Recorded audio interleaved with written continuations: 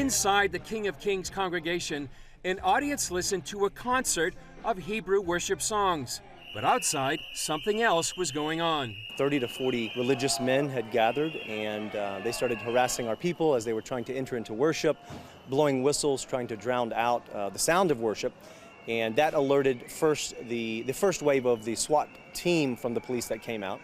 The Messianic Jewish Alliance of Israel hosted the concert at the King of Kings Community Facility, one of the largest congregations in Jerusalem for Christians and Messianic Jews. Senior Pastor Chad Holland told CBN News a mob of protesters outside the facility's lobby attacked men, women, and children trying to attend the concert. They started by screaming, pushing.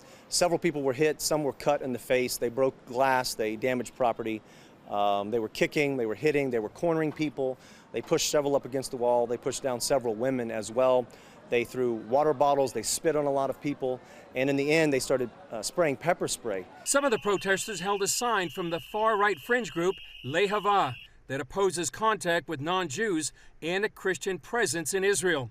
According to Holland, police had a hard time gaining control of the protesters. They overran the first wave of the SWAT team. They ended up leaving.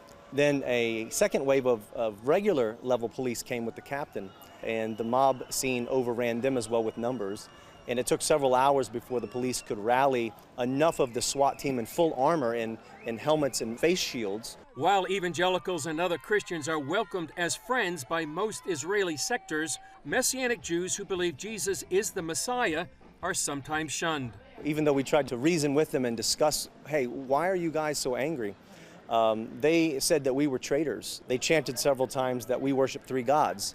Now, of course, if you know anything about the Messianic theology, we believe in one God. And we tried to reason with them to explain to them that they had a misunderstanding. They later on didn't take too kindly to that explanation. They began to chant that we were Nazis at that point. Holland said they'd welcome the opportunity to explain who they are and what they believe to the protesters. We're certainly not the enemies of anybody worshiping God, but that we are believers in Yeshua. We serve one God and we believe in the Bible. So we'd love to sit down and talk to them if they would ever have us. We thank the police again, and we covet the prayers of all the believers around the world. Holland said in the end the protesters didn't win because the concert went on as planned. Chris Mitchell, CBN News, Jerusalem.